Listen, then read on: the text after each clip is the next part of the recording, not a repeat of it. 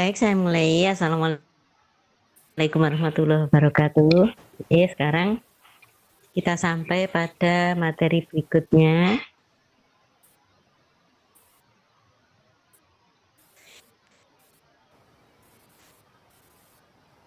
Ini kalau pindah,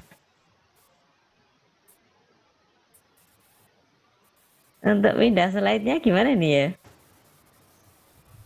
Sudah kelihatan belum? Anunya, materinya. Di layar sudah nampak?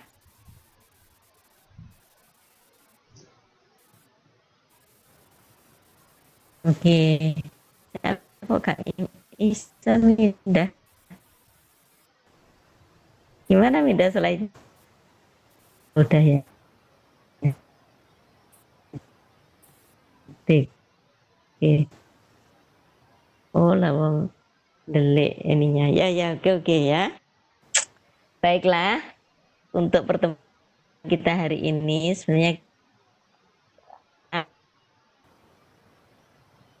kan gimana nih?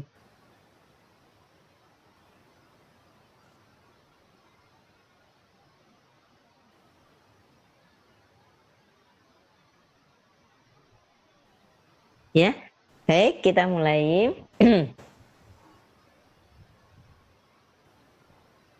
Berapa minggu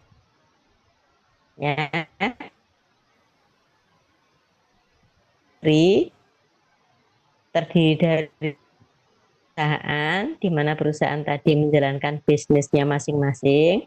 Otomatis di sini supaya bisnis tadi berjalan diperlukan sebuah manajemen yang berada di dalamnya, gitu ya. Suatu organisasi sekarang berdasarkan struktur organisasi yang kemarin kalian sudah buat masing-masing sesuai dengan perusahaannya masing-masing. Kalau saya kelompokkan menjadi 3 bagian dalam satu perusahaan tadi, yang dominan adalah ada bagian personalia, ada bagian pemasaran, ada bagian produksi, gitu ya. Jadi dalam sebuah organisasi di perusahaan, yang dominan adalah 3, yaitu manajemen personalia, pemasaran, dan juga produksi. Sebentar, apakah kursornya bisa nampak di situ?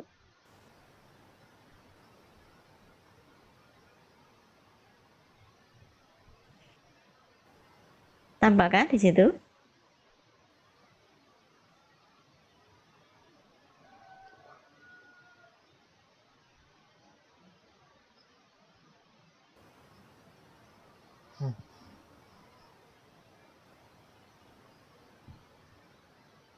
Saya misalnya di sana apakah bersih? Ini kelihatan layar presentasinya? Kelihatan ya? Ini di bener kok ruwet sekali nampaknya. Kelihatan ya? Oke, baik ya. Nah, sekali lagi kalau dalam organisasi ya ini kita bagi bagian person ya. Di dalam organisasi ini ada semacam penjamin mutu internal gitu ya. Penjamin mutu internal ini ada di sebuah perusahaan, pasti dalam organisasi, walaupun muncul atau tidak muncul ada peran yang ada di dalamnya ya. Ini yang kemudian badannya atau kelompoknya disebut sebagai SPI. SPI itu adalah satuan intern ya, satuan pengawas intern. Seperti di PAL itu ada penjamin mutu, kalau kalian tahu ya, penjamin mutu itu selalu memberikan laporan tentang kualitas. Jadi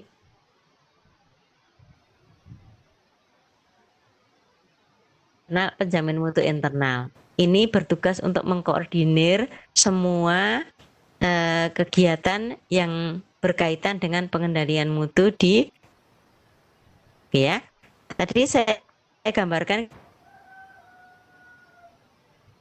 bagian ini ada yang disebut dengan GKM. GKM itu adalah gugus kendali mutu gitu ya. Jadi masing-masing ada GKM-nya. GKM itu adalah sebuah kelompok kecil yang tugasnya adalah memanage atau mengendalikan mutu di bagian tersebut gitu ya. Ini ada GKM di dalamnya ya. Oke. Nah, berdasarkan GKM tadi, maka laporan ataukah kegiatan pengendalian mutu akan dicatat oleh anggota GKM tadi.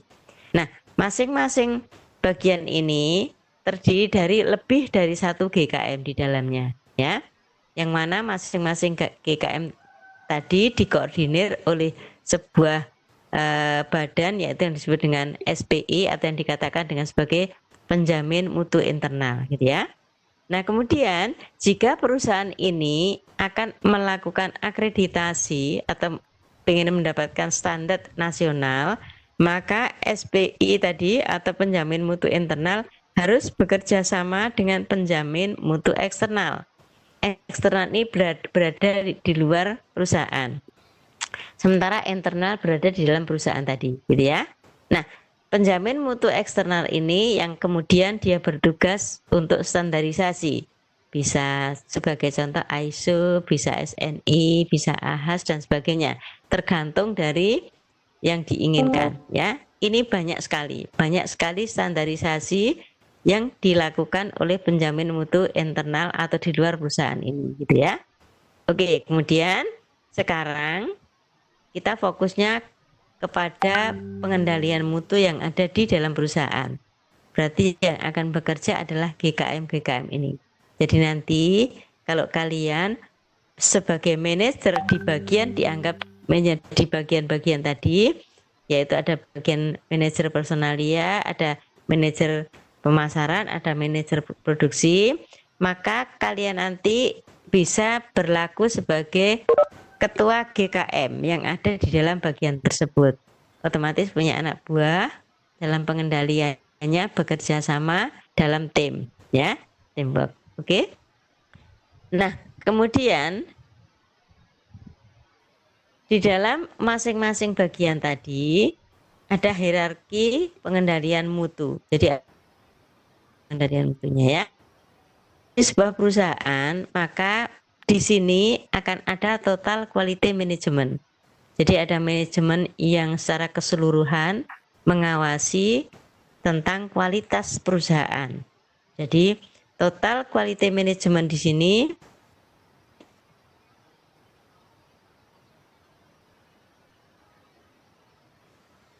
dari di situ diawasi tentang kualitasnya. Dan yang mengawasi mulai dari tukang sapu sampai direktur, semua harus paham tentang mutu di dalam perusahaan tadi. Jadi yang kemudian disebut sebagai total, ya, total management. Nah, di sini otomatis supaya kita bisa melaksanakan secara total quality management ini, maka dibentuklah GKM tadi atau gugus kendali mutu tadi, gitu ya. Di mana gugus kendali mutu ini mempunyai dua peran. Yang pertama dia sebagai quality control, juga sebagai quality assurance. Quality control yang berkaitan dengan mutu produk, sementara quality assurance yang berkaitan dengan proses, mutu proses atau metode yang digunakan untuk menghasilkan produk tadi, gitu ya.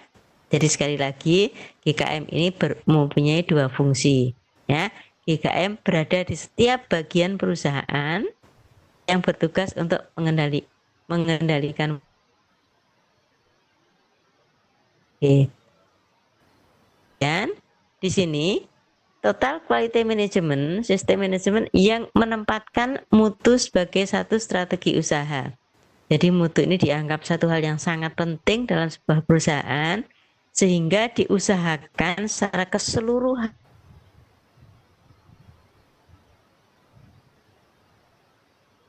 dan setiap personil yang akan dilakukan tadi diperhatikan tentang kualitasnya, gitu ya. Nah, kemudian maksud total tadi adalah Tidak saja mutu produk atau jasa, tetapi juga biaya delivery, keselamatan kerja, lingkungan hidup, dan sebagainya. Jadi saya katakan ikan kualitasnya, gitu ya, sehingga juga disebut sebagai total tadi. Ya, juga kalau dilihat dari bagiannya, tidak saja bagian produksi atau bagian operasional, seluruh bagian perusahaan diperhatikan pengendalian kualitasnya, gitu ya.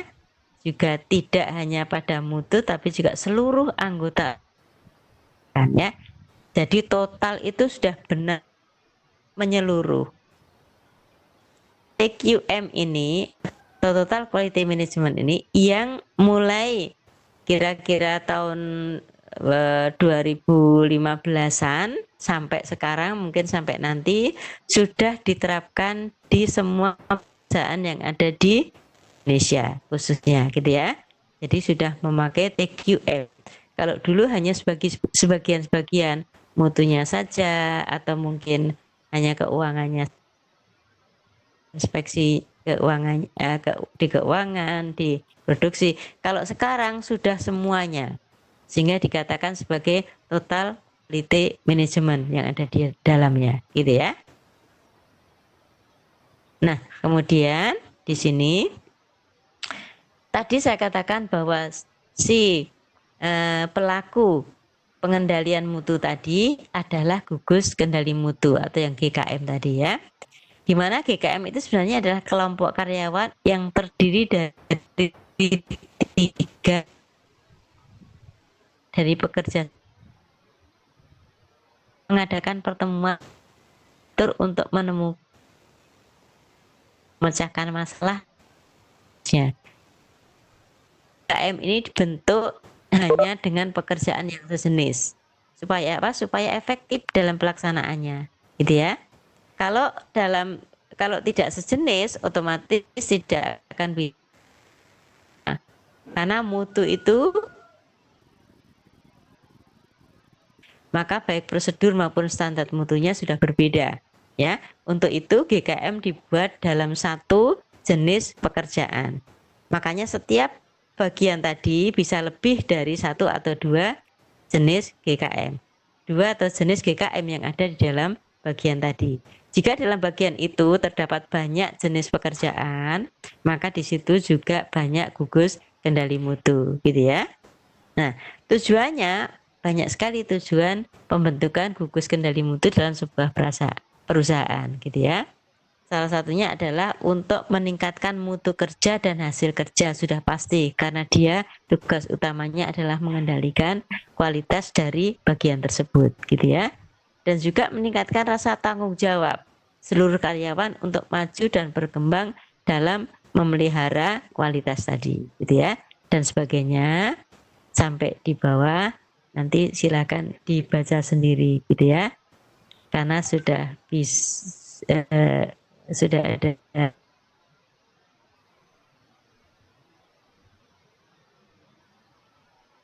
dari karyawannya sendiri, juga bisa ditinjau dari organisasinya. Sudah pasti bahwa GKM dalam sebuah perusahaan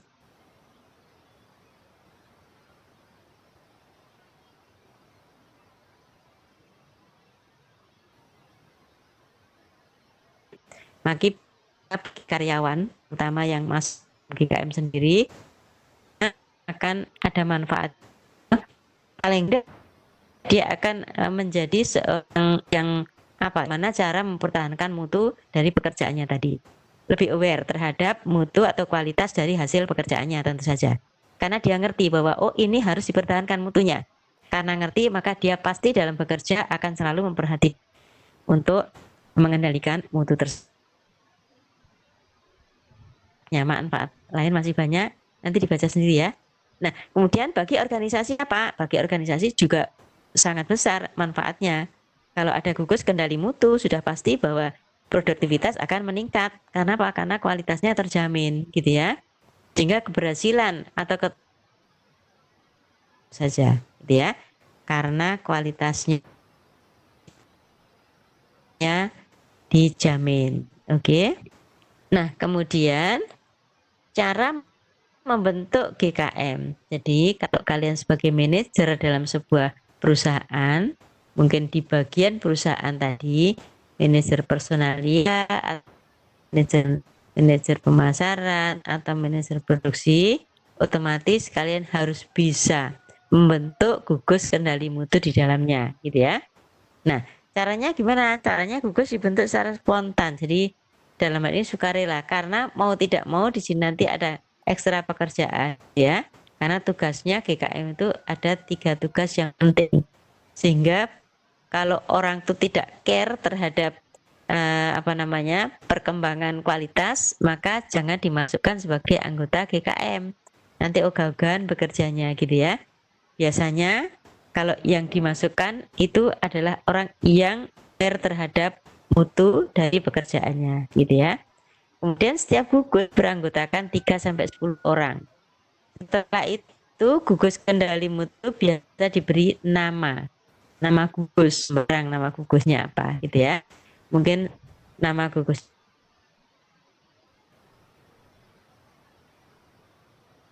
apapun, nama apa saja bebas gitu ya. Nah, gugus juga harus memilih ketua dan sekretaris secara musyawarah gitu ya. Wah,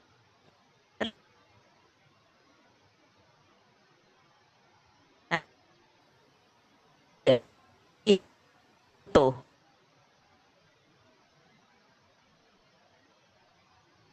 untuk mencapai mufakat gitu ya. Kepada organisasi komite untuk mendapatkan bimbingan. Kalau kalian nanti perusahaan kan kalau ada GKM ya. Pertama tujuannya supaya laporan gitu ya. GKM mungkin atau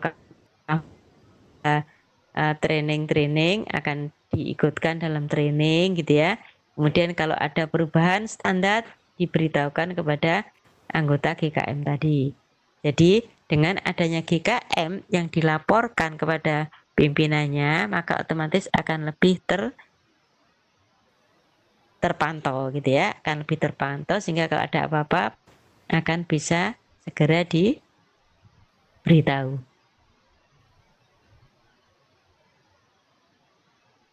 Oke, nah sekarang fungsi, tugas dan fungsi koordinator gugus dan anggotanya. Nah ini fungsinya ya sudah otomatis karena GKM tadi adalah sebuah organisasi kecil gitu ya, yang ada di dalamnya, kecil tetapi lengkap gitu ya. Maka si koordinator punya tugas, anggota juga punya tugas. Koordinator otomatis dia memimpin, menggerakkan, mendorong agar semua anggota mempunyai partisipasi yang aktif di dalamnya gitu ya. Juga tugasnya membina, membimbing anggota agar kemampuan keterampilannya meningkat. Tadi saya katakan bisa memberikan training, memberikan briefing dan sebagainya tadi gitu ya. Dan sebagainya sampai bawah. Oke. Nah, kemudian tugas anggota gugus mengikuti pertemuan dengan disiplin, mengikuti kegiatan gugus. Secara bergantian tiap anggota menjadi juru bicara dan sebagainya. Tujuannya supaya aktif. Jadi semua anggota gugus harus aktif, ya, harus aktif dalam hal ini. Ya. Nah, kemudian langkah-langkah pelaksanaan GKM. Jadi untuk kalau ada pembentukan GKM dalam sebuah perusahaan, maka harus dilakukan konsolidasi terlebih dahulu gitu ya. Itu setelah adanya satu kesepakatan, ada konsolidasi yang baik, juga disosialisasikan ya. Jadi harus disosialisasikan supaya dikenal oleh orang ya. Kalau dikenal itu nanti ide-ide dari gugus tadi akan diterima oleh orang lain gitu ya. Di samping itu setelah disosialisasikan kemudian dioperasionalkan, jadi dilaksanakan ya, dilaksanakan yaitu untuk pengendalian mutu di bagian. Nah, setelah itu juga harus dipublikasikan. Ini ya. Jadi, apa saja yang dihasilkan oleh gugus tadi harus dipublikasikan. Karena pekerjaan gugus sangat berpengaruh terhadap kualitas perusahaan. Jadi, kalau tidak dipublikasikan, maka tidak kelihatan kalau dalam, gitu ya. Ini yang penting. Oke, nah kemudian dalam perusahaan tadi maka diterapkannya total quality management. Nah, di dalamnya ada total quality control. Total quality control. Kalau quality control ini mengontrol sebuah kualitas.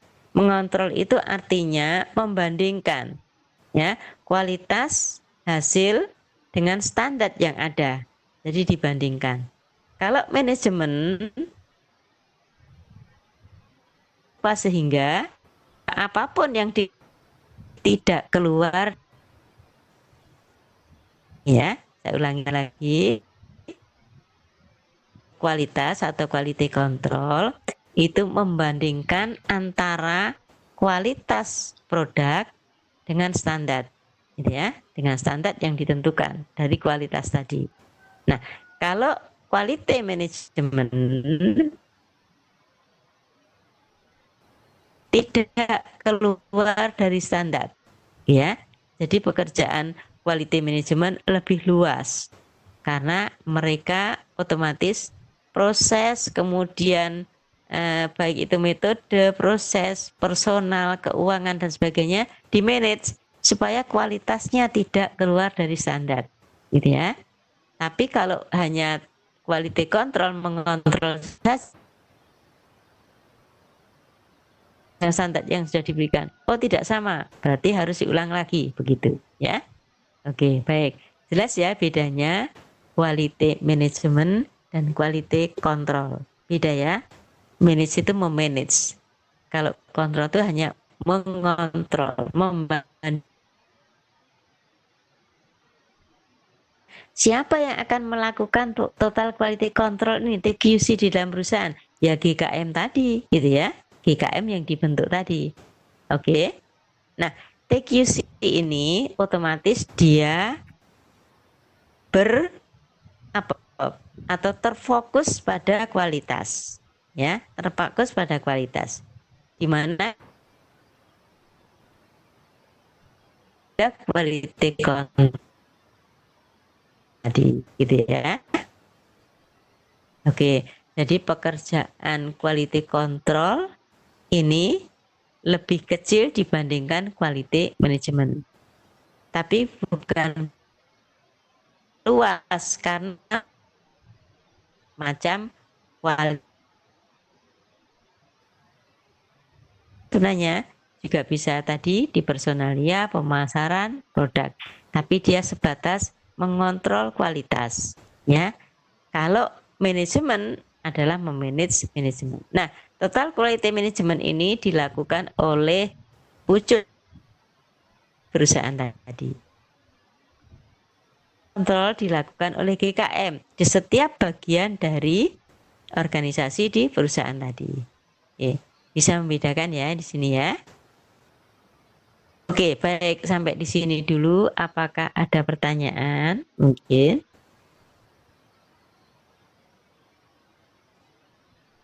Silakan kalau ada pertanyaan.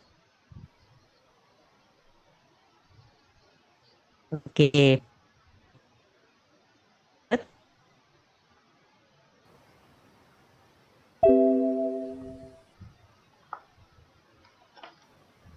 Nah, tadi ya, karena di sini tadi ada dua, ada QC dan ada QA.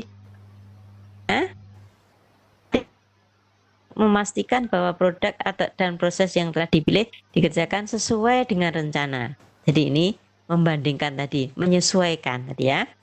Apakah sudah sesuai atau belum gitu ya. Nah, setelah itu juga mengambil langkah-langkah perbaikan untuk mengatasi masalah yang timbul. Jika tidak terjadi keselarasan yang diharapkan tugas quality control masalah yang timbul. Jadi dia mengambil langkah-langkah perbaikan juga gitu ya. Nah, tapi hanya sebatas pelaksana, bukan kebijakan ya. Kalau sudah kebijakan nanti ada total. Kemudian kualitas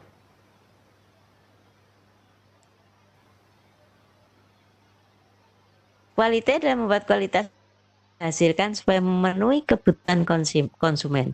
Jadi nanti standar quality itu sebenarnya adalah sebuah standar yang sudah disurvei gitu ya, sudah disurvei. Berdasarkan apa kualitas atau standar kualitas dibentuk? Berdasarkan keinginan atau kebutuhan konsumen. Karena apa? Karena dalam hal kita memperhatikan atau mempertahankan kualitas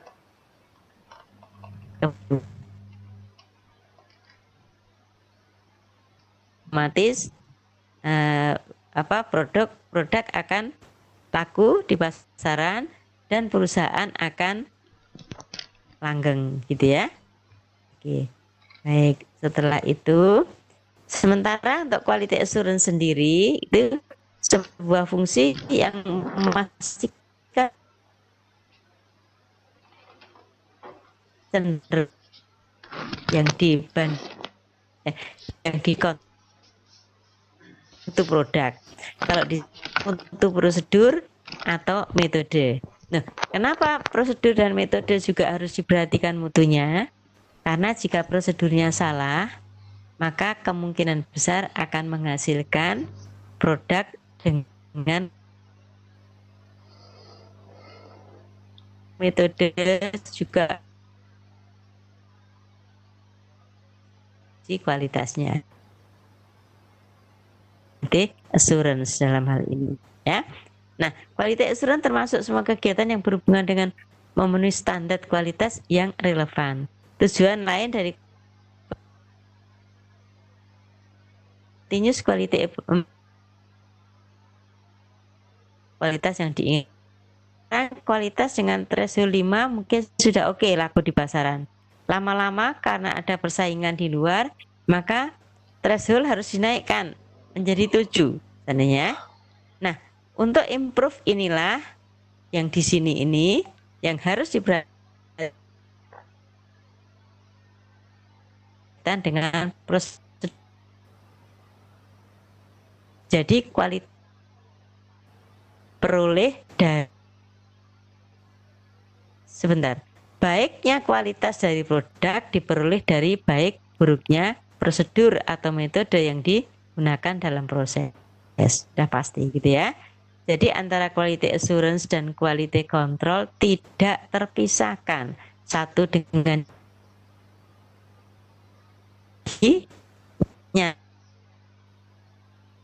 karena memang yang diurusi adalah berbeda, gitu ya. Oke. Kemudian dalam melaksanakan sebuah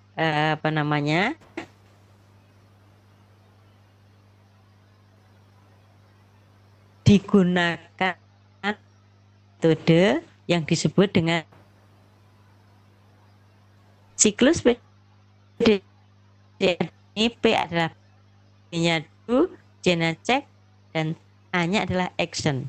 Ya, di sini kalau dilihat atau diperhatikan dari siklusnya, maka dia sudah membentuk sebuah siklus dari perencanaan, pengecekan, lagi action ini dalam hal ini adalah improvement tadi, gitu ya.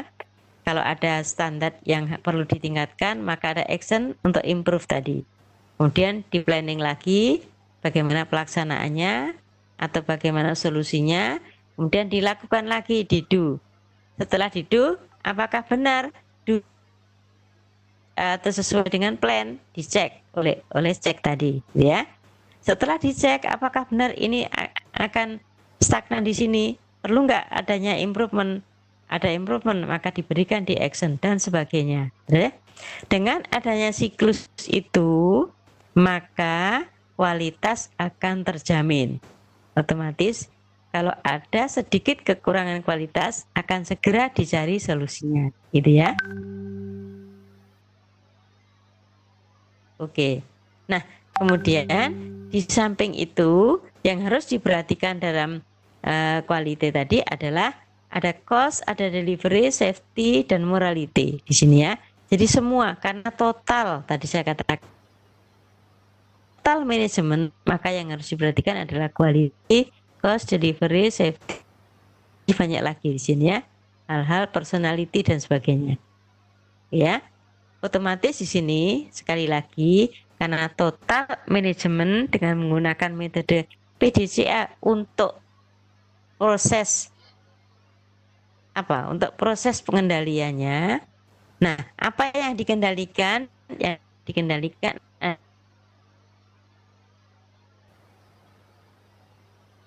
pelaksanaannya karena dalam menentukan sebuah kualitas itu mau tidak mau harus ada data, gitu ya. Ada data. Sebagai contoh, dalam perusahaan, contoh di perusahaan yang menghasilkan barang elektronik seandainya ya.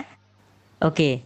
Kemudian karena ada apa namanya komplain dari konsumen, banyak elektronik yang kualitasnya jelek karena fungsinya atau banyak di dalamnya, gitu ya seandainya. Dengan supaya kesimpulan menganalisa dari laporan tadi, maka dikira atau dibuatlah survei.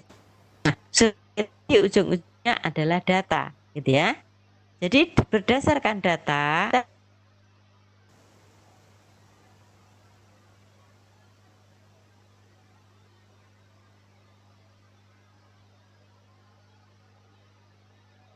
ambil kesimpulan.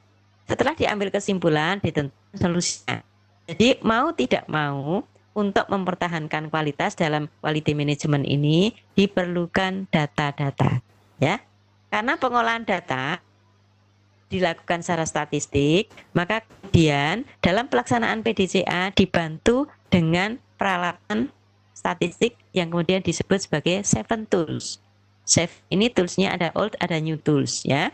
Jadi ada seven tools yang akan digunakan untuk membantu ya, membantu pelaksanaan total quality management menggunakan PDCA tadi. Oke. Nah, di sini ada jargon untuk TQM adalah customer is the king, udah pasti ya. Kalau kita menganggap bahwa pembeli adalah raja, maka kita akan menggunakan apapun untuk menyenangkan pembeli, gitu ya. Kemudian the next process is your customer. Jadi anggaplah bahwa kita itu jika mengimprove sebuah kualitas, nah hasil improvement tadi juga keinginan dari seorang otomatis akan ditutup dan ditutup terus, gitu ya. Nah tuntutan tadi itu adalah goal kita, ya tadi. Dengan dua jargon ini, maka insya Allah TQM mempunyai semangat untuk improvisasi, ya. Oke. Kemudian sini di circle PDCA circle tadi atau dengan the Deming circle ini ada plan, do, check, dan action. Ya, plan, do, check, dan action. Plan di sini adalah merencanakan perubahan ke proses, memprediksi efek perubahan yang akan terjadi dan bagaimana efek tersebut dalam ini adalah resep umum di sini. Jadi perubahan dan juga sebuah proses dan bisa yang akan terjadi tadi, dan mana efek tersebut diukur untuk perubahannya tadi. Ya. Dan setelah ada jika tahap dulu ini adalah implementasi perubahan kecil dan mengukur efek dari perubahan tadi. Ya. bagaimana tersebut ini dilakukan pengukur atau tadi planning ya. Oke, itu cek cek dari hasil untuk mengetahui ini.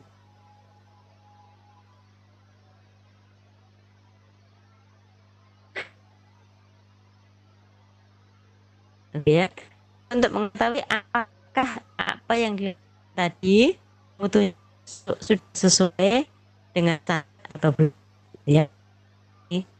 Ini setelah itu ini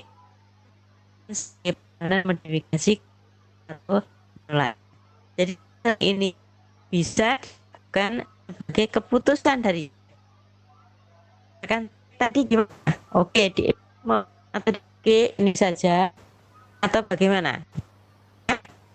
Akan melakukan improvement karena ini nanti direncanakan lagi sini. Jadi dari sini harus dibawa ke sana lagi. Baru nanti itu action lagi itu seperti ya. Menutupi prinsipnya terus memperhatikan perusahaannya. Ya, sekali lagi tidak hanya barang, juga proses dan juga